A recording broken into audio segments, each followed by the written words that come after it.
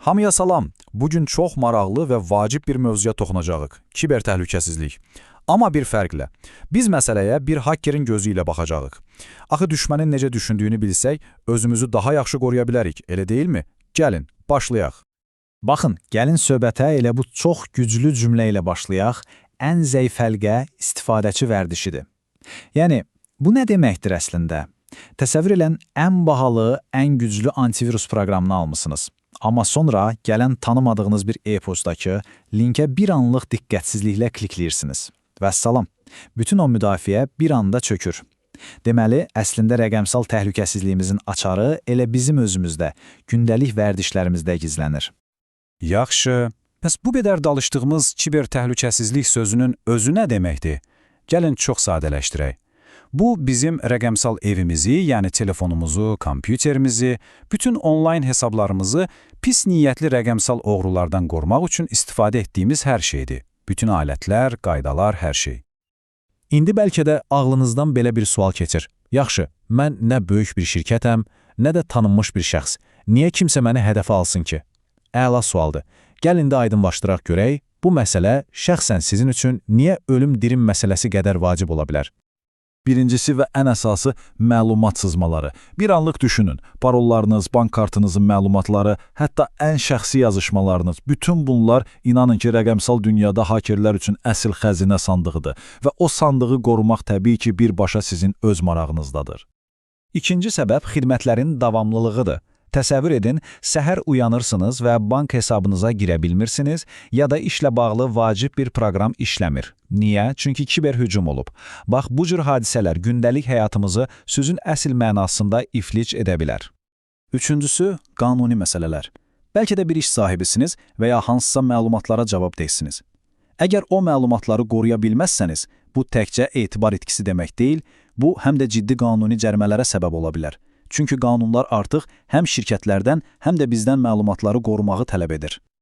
Və nəhayət gəldik maddi tərəfinə. Xərclər. İnanın, bir kiber hücumdan sonra hər şeyi əvvəlki vəziyyətinə qaytarmaq, o cərimələri ödəmək və ən pisi, o ləkələnmiş adı, reputasiyanı təmizləmək, bütün bunlar həqiqətən də çox baha başa gəlir. Yaxşı, bəs niyə hər kəs hədəfdir? Axı niyə sizin hesabınız kiməsə maraqlı olsun? Birincisi, hakerlər artıq əlləri ilə tək-tək hədəf axtarmır. Onların avtomatlaşdırılmış proqramları, yəni botları, bütün interneti gecə-gündüz skan edir və kimdə zəiflik tapsa, ona hücum edir. İkincisi, o məşhur insan faktoru. Yenə gəldik eyni yerə. Bizim bir anlıq diqqətsizliyimiz, bir səhv klikimiz ən bahalı təhlükəsizlik sistemlərini belə yararsız hala gətirə bilər. Və üçüncüsü, zəncirvari təsir. Bunu domino daşlarına bənzədin. Sizin bir hesabınız ələ keçirilsə, o haker üçün dostlarınıza, iş yoldaşlarınıza çatmaq üçün bir körpüyə çevrilir. İndi isə gəlin biraz daha dərinə gedək. Hücumun anatomiyası, yəni hakerlər necə düşünür, necə hərəkət edir. Unutmayın, rəqibin oyun planını anlamaq, müdafiə qurmağın ilk və ən vacib şərtidir. Gəlin onların taktikalarına baxaq. Ən çox yayılan üsullardan biri phishingdir. Baxın, phishing sadəcə texniki bir fırıldaq deyil. Bu, əslində psixoloji bir tələdir. Onların əsas məqsədi sizdə panika, təşviş, dərhal etməliyəm hissi yaratmaqdır. Elə bir vəziyyət yaradırlar ki, siz düşünmədən o linkə klikləyəsiniz və ya məlumatlarınızı daxil edəsiniz. Və bilməlisiniz ki, phishingində növlər var. Normal phishing, balıqçının dənizə geniş bir tor atması kimidir. Kim düşsə, düşdü. Spear phishing isə adından da göründüyü kimi sanki bir niza ilə konkret bir hədəfə, yəni sizə yönəlmiş, sizin haqqınızda məlumatlar toplanaraq hazırlanmış bir hücumdur. Ən təhlükəlisi isə BEC, yəni Business e-post kompromisidir. Burada hakerlər özlərini sizin müdiriniz kimi qələmə verir və məsələn, təcili bu hesaba pul köçür deyə bir e-post göndərirlər. Nəticələri isə çox ağır olur. Yaxşı, bəs bu phishing tələlərini necə ifşa edə bilərik? Bir neçə qırmızı bayraq var, diqqətli olmaq lazımdır. Məsələn, göndərənin e-post ünvanına baxın. Şirkətin rəsmi ünvanına bənzəsə də, içində kiçik bir hərf səhvi, əlavə bir simvol varsa, bu çox böyük bir şübhə siqnalıdır. Mətndəki qrammatik səhvlər, təcili, hesabınız bağlanacaq kimi, təhdid dolu, tələstirici ifadələr, bunlar hamısı sizi çaşdırmaq üçündür. Unutmayın, heç bir ciddi bank, heç bir ciddi şirkət sizdən e-postla təcili şəkildə parolu təsdiqləməyi istəməz, heç vaxt. Gəldik ən qorxulu hücum növlərindən birinə, fidyə proqramı, yəni ransomware. Bu, sözün əsl mənasında rəqəmsal girov almadır.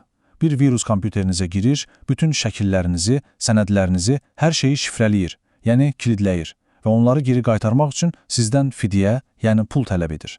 Daha da pisi, indi 2 qat şantaj deyilən bir şey var. Həm fayllarınızı kilidləyirlər, həm də deyirlər ki, pulu ödəməsən bütün şəxsi məlumatlarını internetdə yayacaq. Bu hücum necə baş verir? Ümumiyyətlə 3 mərhələdə.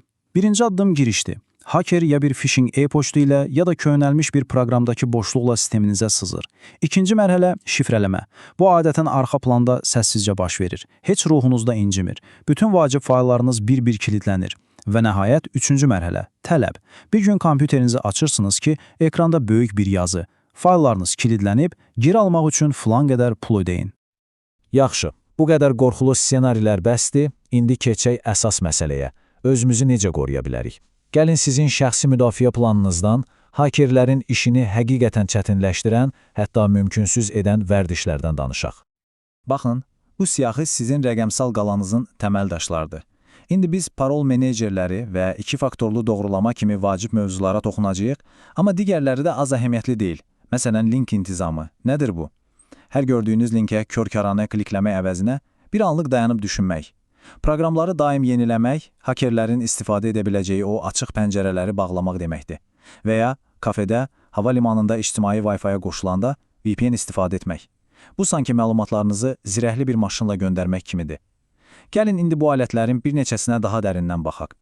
Parol meneceri. Bu sizin rəqəmsal seyfinizdir. Niyə bu qədər vacibdir deyim? Çünki insanların çoxu bir neçə parolu bütün hesablarında istifadə edir. Haker sizin bir parolunuzu oğurlayanda ilk işi gedib onu Facebookda, Gmail'də, bank hesabınızda, hər yerdə yoxlamaq olur. Parol meneceri isə bu problemi kökündən həll edir. Hər bir hesabınız üçün ayrı-ayrılıqda inanılmaz dərəcədə mürəkkəb və unikal parollar yaradır. Sizin isə sadəcə bir dənə əsas master parolu yadda saxlamağınız kifayətdir. 2 faktorlu doğrulama, qısaca 2FA. Bunu evinizin qapısındakı ikinci kilit kimi düşünün. Təsəvvür edin, oğru birinci kilidi, yəni sizin parolunuzu nəsə edib sındırdı.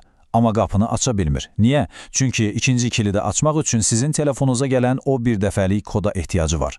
O kod da sizdə olduğuna görə qapı bağlı qalır. Bu qədər sadə və bu qədər güclüdür. Və 3-2-1 ehtiyat nüsxə qaydası. Bu, məlumatlarınızı qorumağın qızıl standartıdır. Çox sadədir. Vacib məlumatlarınızın ən azı 3 nüsxəsi olmalıdır. Bu nüsxələr 2 fərqli tip cihazda saxlanmalıdır. Məsələn, biri kompüterdə, biri xarici diskdə. Və bu nüsxələrdən biri mütləq evdən və ya ofisdən kənarda, yəni off-site saxlanmalıdır. Məsələn, bulut xidmətində. Bax, bu o bayaq danışdığımız fidya proqramlarına qarşı sizin ən etibarlı sığortanızdır. Yaxşı, gəlin ən pis ssenarini düşünək. Bütün bu tədbirləri gördünüz, amma yenə də nəsə oldu, müdafiə yarıldı. Belə bir vəziyyətdə nə etməli? Əsas məsələ panikaya düşməməkdir. Sakit, aydın bir planınız olsa, zərəri minimuma endirə bilərsiniz. Belə bir fövqəladə halda sizin 5 addımlı planınız olmalıdır. 1. İzolyasiya. Dərhal şübhəli cihazı Wi-Fi-dan, internetdən ayırın ki, virus başqa cihazlara yayılmasın. 2. Sübutları qoruyun. Gördüyünüz hər şübhəli mesajın, hər qəribə pəncərənin ekran görüntüsünü, yəni screenshotunu çəkin. 3. Məlumat verin. Dərhal iş yerindəki IT şöbəsinə, rəhbərinizə və ya məsələ bankla bağlıdırsa bankınıza zəng edin. 4-cü addım təmizlik və bərpadır. Cihazı təmizləyin və o güvəndiyiniz ehtiyat nüsxədən məlumatlarınızı geri qaytarın. Və sonuncu, amma ən vacibi, dərs çıxarın. Təhlil edin ki, bu hadisə niyə baş verdi və gələcəkdə bunun qarşısını necə ala bilərsiniz. Yaxşı, bütün danışdıqlarımızı gəlin bir yekunlaşdıraq. Bu, sizin şəxsi təhlükəsizlik yoxlama siyahınızdır. Bunu öz gündəlik rəqəmsal gigiyena qaydalarınız kimi düşünə bilərsiniz. Bu siyahını götürüb özünüzü yoxlayın. Bütün parollarım unikaldır və parol menecerindədir. Bəli. Ən vacib hesablarımda 2FA aktivdir. Bəli. Şübhəli linkləri yoxlayıram. Cihazlarım avtomatik yenilənir. Vacib fayllarımın ehtiyat nüsxəsi var. İctimai yerdə VPN istifadə edirəm. Bax, bu sadə suallara hə cavabı verə bilirsinizsə, deməli, siz bir çox potensial baş ağrısından özünüzü artıq qorumusunuz. Beləliklə, gəldik başladığımız nöqtəyə, o suala.